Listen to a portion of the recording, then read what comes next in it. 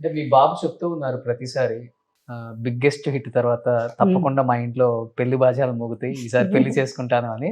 శ్యామలమ్మ గారు ఈసారి ప్రభాస్ గారి పెళ్లి ఎక్స్పెక్ట్ చేయొచ్చా? ఎంత పెద్ద ఇంకా అందరూ బిగ్గెస్ట్ అదే హిట్ కదా తర్వాత నెక్స్ట్ ఇంకా ఎక్స్పెక్ట్ అంటే అదే కదా అందరూ జయంతి గారికి కూడా ఉంది ఆ క్వశ్చన్ అడగాలని. అందరూ ఎక్స్పెక్ట్ అమ్మ, మీరు అడగండి. చేస్తున్నాం. మీ అందరితో పాటు నేను కూడా వెయిట్ చేస్తున్నాను. ఆ? అన్నీ జరుగుతాయి, ఇవన్నీ ఎలా జరుగుతున్నాయి, ఉమ్. అవి జరుగుతాయి. సరే. సో ఆయన కూడా చెప్పారు అన్ని జరుగుతున్నాయి, దీంతో పాటు అది కూడా జరుగుతుంది. ఈ సినిమా ఇంత ఇచ్చారు, ఈ ఆనందం ఎన్ని సంవత్సరాలైనా ఇంకా మాకు కొత్తగానే ఉంది. ఈ సినిమా అప్పుడే రిలీజ్ అయిపోయి అప్పుడే ఫస్ట్ వీక్ అయిపోయి సెకండ్ వీక్ వచ్చేసిందని అనుకోవట్లేదు మేము. అవును. ఇంకా అప్పుడే రిలీజ్ అయ్యి ఆనందాన్ని ఇంకా అలాగా మారుమోగుతూనే ఉన్నాయి చెవులు. ఆ కలికి మా ఫోన్లు ఎవరివి అసలు ఫోన్ ఓపెన్ చేస్తే ఇంకా కలికి రెబల్ స్టార్ మా దేవుడు కలికి అనే మెసేజ్లు నిండిపోయినది. నా అంత ఆనందంతో ఉన్నారు కానీ ఈసారి ప్రభాస్ గారు ఫ్యాన్స్. పెళ్లి ఫిక్స్ అయిన తర్వాత కొంచెం బాధ కూడా పడతారు, ఎందుకంటే ఇంత ముందు చేసుకుని ఉంటే ఒకే ఇండస్ట్రీని పిలిచే వాళ్ళం, మనం ఇబ్బంది ఉండేది కాదు. ఇప్పుడు ఇప్పుడు పాన్ ఇండియా స్టార్ ఎంతమందిని పిలవాలి పెళ్లికి? ఎక్కడ చేయాలి మా బాబు పెళ్లి? ఎలా పిలవాలి, ఎక్కడ కాదు. స్టార్ట్ చేయాలి, ఎక్కడ ఆయన end చేయాలి? పెళ్లి భూమి మీద చేయాలి, లేకపోతే లేకపోతే కాంప్లెక్స్ లో చేస్తా.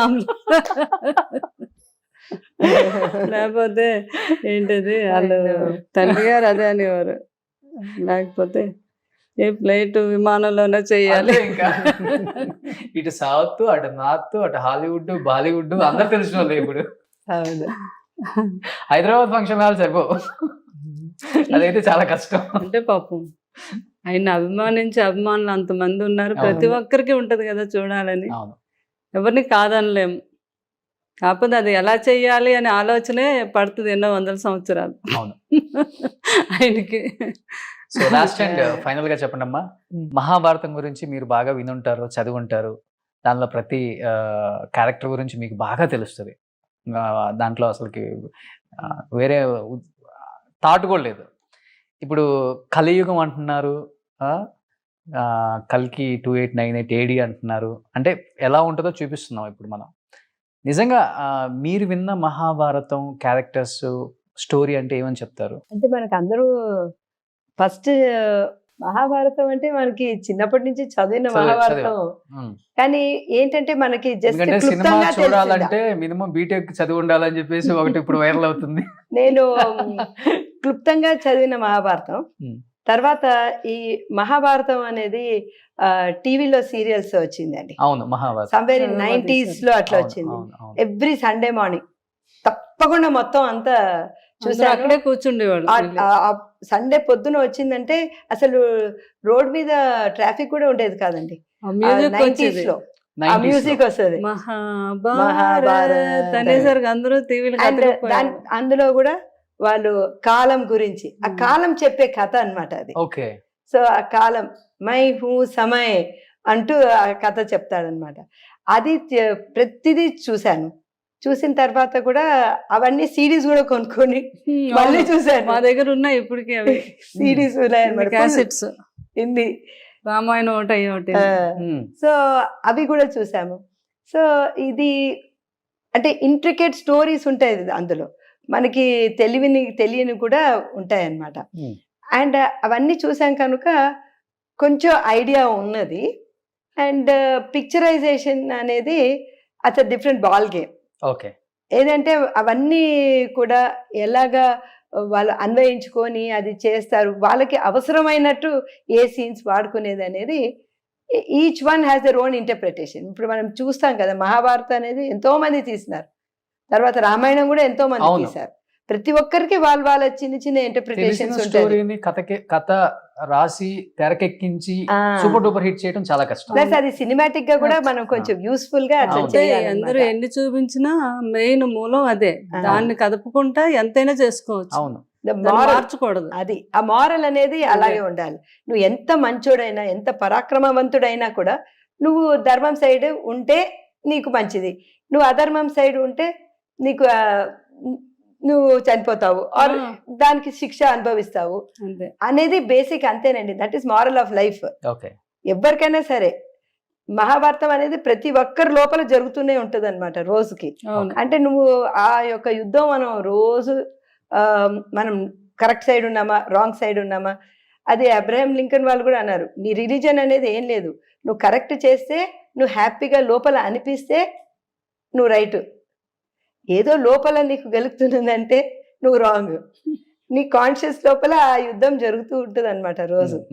ధర్మానికి అధర్మానికి ఓకే జరిగేదే కురుక్షేత్రం. ఓ, ఆ రెండిటి మధ్య జరుగుతుంది ఆ యుద్ధం. ఓకే అంతే. సో అది ఒక్కొక్కరు ఒక్కొక్కలాగా చూపిస్తారు. చూపిస్తారు. సో అలాగే ఇంటర్ప్రిటేషన్స్ ఒకటి, ఇంకోటి ఇప్పుడు ఉత్తర కడుపులో కూడా ఆ బ్రహ్మాస్త్రం అభిమన్యుడు. తగిలి అభిమన్యుని భార్య అప్పుడు ప్రెగ్నెంట్గా ఉంటుంది కదా, అందులో ఒకటి ఏంటంటే అక్కడ వెంటనే చనిపోతాడు, చనిపోయిన తర్వాత శ్రీకృష్ణుడు బతికిస్తాడు. ఓకే సో దట్ ఈస్ పరీక్షన్ మహారాజు వస్తాడు. ఓకే సో ఇవన్నీ కూడా మగి రెండు విధాలుగా ఉంటుంది అనమాట. సో అందరు చెప్పేది ఏంటంటే వ్యాసుడు రాసిన మహాభారతమే చెప్పండి అని ప్రతి ఒక్కరూ మనం చూస్తుంటాం కదా ట్వీట్స్లోను అంతా. సో దీస్ ఆర్ ఒక్కొక్కరు ఒక్కొక్క విధంగా తీసుకొని వాళ్ళకి ఏది అన్వయించగలగరు అట్లా చేస్తుంటారు. ఇప్పుడు కలియుగం గురించి అడుగుతున్నాను. కలియుగం అంతం ఏంటి అనేది అవును మనకు తెలియాలి అంటే అది మా నాగి గారే చెప్పాలి. అది అంతంలో ఆల్రెడీ మనం చూస్తాం కదండి. యాక్చువల్లీ ఆ రోజు నేను సినిమా చూసిన తర్వాత ఇంటికి వెళ్ళాక ట్యాప్ తిప్పాక నీళ్ళతో చేతులు కడుక్కున్నప్పుడు అమ్మ బాబాయ్ నీళ్ళు సరిగ్గా వాడాలి, జాగ్రత్తగా ఉండాలా, గంగానే ఎండిపోయినప్పుడు మనం నీళ్ళని ఎంత జాగ్రత్తగా, మనం అందరం ఈ టెక్నాలజీ గురించి అవును, మాట్లాడుతున్నాం ఈ సినిమాలో. నాకు వచ్చిన అది main moral of the story was ఇట్లయిపోతుందా, చెట్లు ఉండదు, ఒక చిన్న ఆకు అక్కడ చిగురిస్తుంటే మనం ఎంత హ్యాపీగా ఉన్నాం. ఆ స్టేజ్కి మనం మన ప్రపంచాన్ని, ఇది బ్యూటిఫుల్ వరల్డ్ని మనం ఆ స్టేజ్కి తీసుకుపోతామా, తీసుకోపోకూడదు, ఇక్కడే మనము జాగ్రత్త పడాలి అనేది మారల్ ఆఫ్ ద స్టోరీ అని అనిపిస్తుంది నాకు. సూపర్. నాకైతే చంబాలా చూసినప్పుడు ఎలా ఉంటది, కాంప్లెక్స్ లోకి వెళ్ళాక ఒకసారి బాబు అది చూసి ఒకసారి ఎలా ఒక గుడ్డు చెప్పినట్టుగా ఆ, ఫేస్ లో మనం చూసాము. that- అదే మళ్ళీ మనందరం ఆలోచించుకొని అంత చక్కగా దాన్ని కూడా మన జయంత్ రెడ్డి గారు చెప్పినట్టు అంటే ఇప్పుడు ఈ కాలుష్యాన్ని వాతావరణాన్ని ఇలా తయారు చేసుకుంది మనమే కదా. మనకి ఇప్పుడు ఛాన్స్ మన ఉన్నది. చిన్నప్పుడు మా మదరారు ఉన్నప్పుడు ఇలా ఉండేది కాదు కదా, ఈడు చిన్నప్పుడు ఇలా ఉండేది కాదు. దీన్ని ఇలా ఈ రకంగా తయారు చేసుకున్నాం. దాన్ని మళ్ళీ అలాగా కాంప్లెక్స్ మనం ఏ రకంగా అయితే మరి ఏమైనా మార్పులు వచ్చాయా ప్రభాస్ గారిలో కానీ నాగి గారిలో కానీ? అంటే కనపడుతుంది కదా మనకి ఇలాంటి ఒక సినిమా అలాగే. ప్రమేయం అనేది మనకి మన మీద తెలియకుండా గట్టిగా పడుతుంది. యాక్చువల్లీ నేను మొన్న నాకు ఒకటి మెసేజ్ పంపించారు. వీళ్ళు ఒక ఆర్గనైజేషన్ ఉన్నది, గండిపేటలో ఉంటారు, డాక్టర్ రాజేశ్వరి గారు వాళ్ళు. ఒక లేక్స్ని రెస్టోర్ చేస్తూ ఉంటారు. లేక్స్ రెస్టోర్ చేస్తూ వాళ్ళంతా క్లీనింగ్ చేశారు. క్లీనింగ్ చేసిన తర్వాత అందరు గ్రూప్లో నిలబడి రేపటి కోసం అని రేపటి కోసం అని మెసేజ్ గట్టిగా చెప్పి ఆ వీడియో పంపించారు అనమాట. ఓకే. సో అది నెక్స్ట్ జనరేషన్ కి ఇన్స్పైర్ చేస్తుంది కదా, రేపటి కోసం మనం చేయాలా ఇవన్నీ కూడా. రేపు మన జీవనదులని ఎండిపోకూడదు, మనకి చెట్లు చేమలు లేకుండా ఉండకూడదు, ఇట్లా డ్రై ఎడారిలాగా అయిపోయింది ప్రపంచం, అట్లా ఉండకూడదు. అసలు మనమే ఉండాలని కాదు కదా, అక్కడ ఉన్న జంతువులు ఏం జంతువులు లేదు, ఒక గుడ్డు చూస్తే ఎంతో ఆశ్చర్యపడిపోతున్నాం. ఆ స్టేజ్కి మనం తీసుకురావద్దు. ప్రెగ్నెంట్ ఉమెన్ కనిపిస్తే నేను ఎప్పుడు అదే భయపడుతుంటాను అనమాట. ఎందుకంటే ఇన్ఫర్టిలిటీ అనేది చాలా ఎక్కువైపోయింది బికాస్ ఆఫ్ ఆల్ దిస్ కాలుష్యం. అయితే అనిపిస్తుంది అనమాట, అయ్యో ఇంకొక 100 సంవత్సరాలు అయిపోతే అసలు టెస్ట్ ట్యూబ్ బేబీతోనే వస్తుందా పిల్లలు అనే మీమాంసంలో మేము గైనకాలజిస్ట్ అనుకుంటుంటాం అనమాట. ఆ స్టేజ్ వాళ్ళు అంటారు, అయ్యో నేను టచ్ చేయొచ్చా నిన్ను అనే అమ్మాయి అంటది. అంటే ప్రెగ్నెన్సీ అనేది ఎంత అపురూపం అయిపోతుందో ఆ స్టేజ్ లో, ప్రెగ్నెన్సీ రావడమే అపురూపం అయిపోతుంది. డాక్టర్ కాబట్టి అదేంటమ్మా అసలు ఆ సీరం టెస్ట్ బేబీ 120 days అదే అంటే సీరం వాళ్ళు ఎక్స్ట్రాక్ట్ చేయడం 150 days కి. సో వీళ్ళు ఏం చేస్తున్నారంటే something like an IUI procedure చేస్తున్నారు. సీడింగ్ అని అంటారు కదా, సీడింగ్ అంటేనే IUI. సో ఆర్టిఫిషియల్ గా అదే మేమంటాం, న్యాచురల్ గా ప్రెగ్నెన్సీ వస్తుందా, న్యాచురల్ గా పిల్లలు పుడతారా అనేది పెద్ద డౌట్. ఇంకో 100 సంవత్సరాల తర్వాత ఇంత టెంపరేచర్స్, గ్లోబల్ వార్మింగ్, కాలుష్యము అండ్ ఎలక్ట్రోమాగ్నెటిక్ వేవ్స్ ఇవన్నిటి చూస్తా ఉంటే అది అది యాజ్ అ గైనకాలజిస్ట్ నేను అక్కడ కనెక్ట్ అయినాను. మృణాల్ సేన్ వస్తుంటే ప్రెగ్నెన్సీ అని తాకచ్చా అని అడగడం, Okay. ఇంత you feel you know oh my God ఆ స్టేజ్ కి వచ్చేస్తామా, ఒక గుడ్డు చూస్తే ఆ స్టేజ్ కి వచ్చేస్తామా, ఆశ్చర్యపడడం. మనం భయపడుతూ అవును. తింటున్నాం, బాబోయ్ ఇది తింటే ఇందులో ఏమైనా కెమికల్స్ ఉన్నాయని, ఇవి ఉన్నాయని సగం ఫుడ్ అంతా భయపడుతూ తింటున్నాము. ఉన్నదేమో భగవంతుడి మీద భారం వేసి తింటున్నాం అన్నమాట. చికెన్ మటన్ తినాలంటే భయపడుతున్నారు కదా చాలా బయట. భయం అన్నమాట. దాన్ని తీసుకొచ్చి ఇవన్నీ ఎక్కడికి దారి తీస్తున్నది.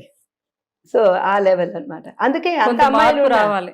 అంత అమ్మాయిలు ఉన్నా కూడా వాళ్ళు మిషన్ పెట్టి చూస్తున్నారు ఉమ్. ఎవరు ఫర్టైల్ అమ్మాయి. ఆ, సో అందరూ అమ్మాయిలు ఫర్టైల్ కాదు, అమ్మాయి ఉండొచ్చు. ఆ లెవెల్కి వెళ్ళిపోతామేమో అయ్యో అనే ఇప్పుడు మనము దిస్ ఇస్ ద టైం మనం జనంలో ఒక చేయాలి. చైతన్యం.